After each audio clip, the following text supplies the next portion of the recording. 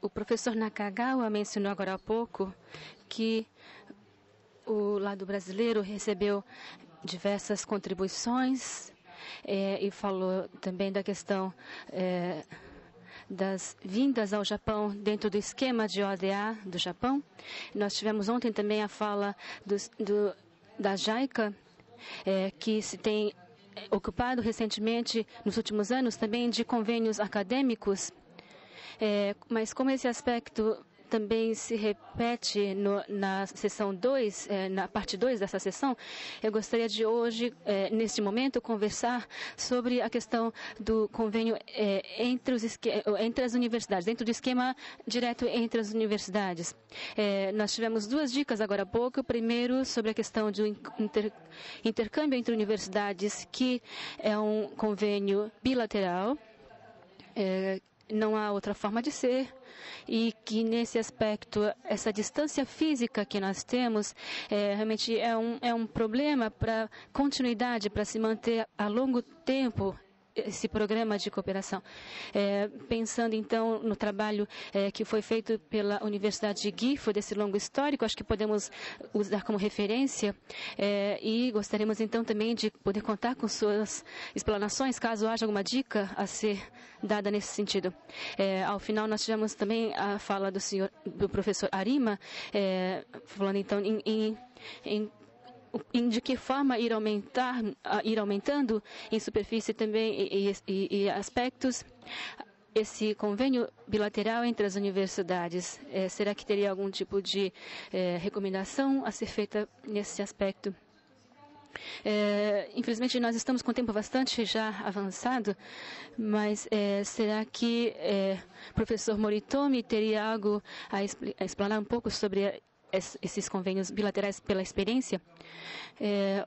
O que eu acho é que, como nós estamos tendo agora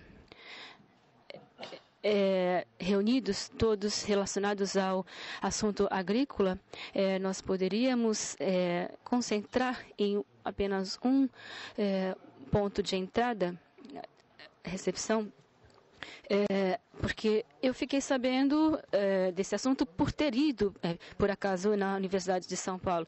Mas se eu não tivesse ido, eu não ia saber. O que significa é que, talvez no Japão, talvez em sequência, manter, digamos, responsabilidade de ser a porta de entrada por um determinado período, para se responsabilizar pela concentração de informação e repassar.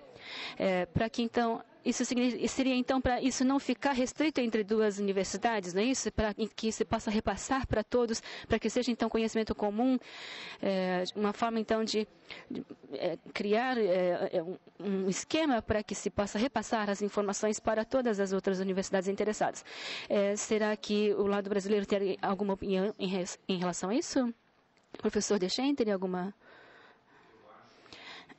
Além das universidades, nós também não podemos nos esquecer das instituições de pesquisas do Brasil, que têm uma longa contribuição e que devem estar contempladas principalmente no intercâmbio de pesquisadores. Então, isso é bastante possível, e é bastante possível também o intercâmbio entre as universidades brasileiras, já que a USP, a Unesp e a Unicamp têm também ligações com universidades dos outros estados, com as universidades federais. Isso poderia ser plenamente contemplado, através até do Conselho de Reitores, tendo essa proposta, em que nós poderíamos ter uma ampliação bastante grande desse elo de colaboração Brasil-Japão.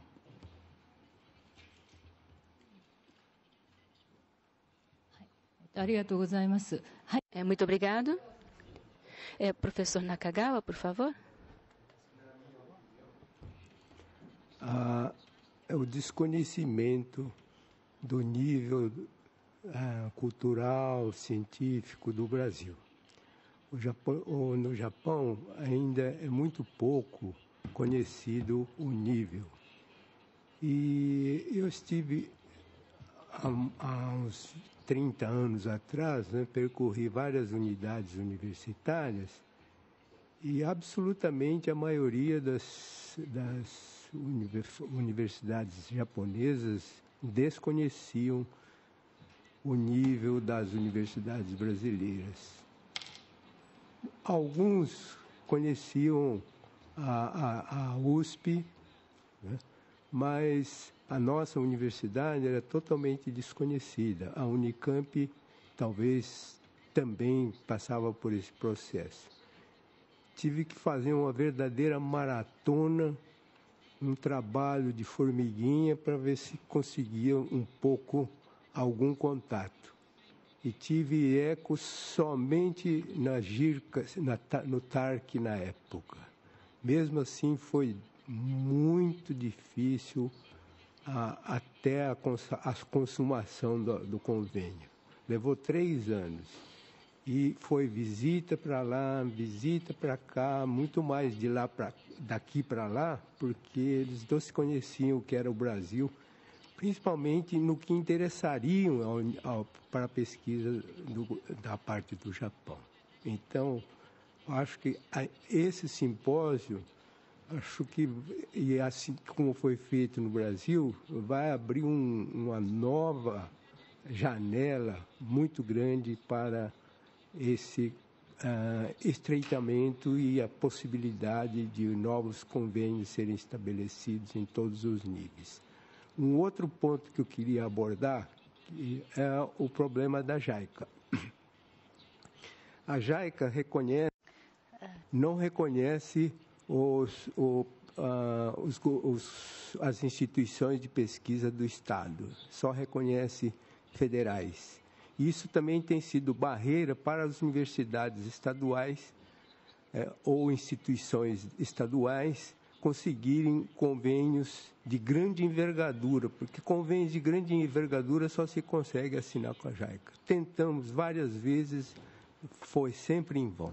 Então, aqui vem um apelo para que a JICA veja as instituições estaduais como uma unidade de mesmo nível das universidades e instituições de pesquisas federais.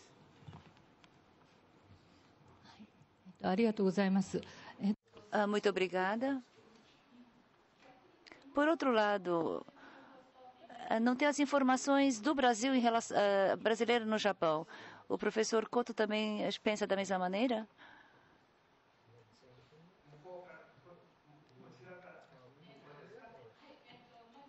Em primeiro lugar, as questões do Brasil, os japoneses não sabem como está a realidade brasileira sobre essa questão, a situação brasileira.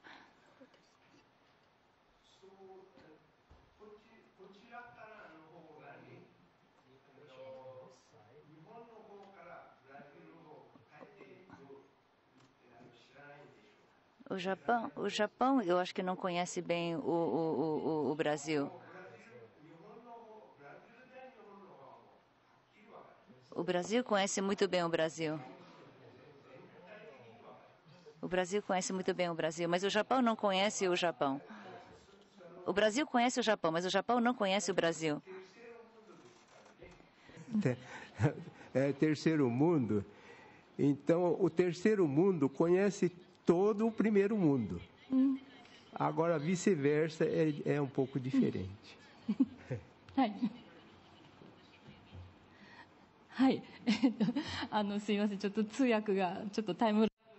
Desculpa, porque sempre tem essa dificuldade da interpretação. Então, a informação não está compartilhando a mesma quantidade de informações. É isso que o senhor queria dizer, né? Em relação a isso, os professores da Universidade do Japão, o que pensam sobre isso? Por exemplo, o professor Arima, na universidade, indo para a Faculdade do Brasil, de São Paulo, teve algum ensejo? Qual foi o ensejo que fez com que fazer este relacionamento? É que, infelizmente, como deu início, eu não sei porque eu não participei das atividades. É que tinha um professor bastante animado, que fez a visita na universidade, na USP, e com isso acabou conseguindo fazer este intercâmbio.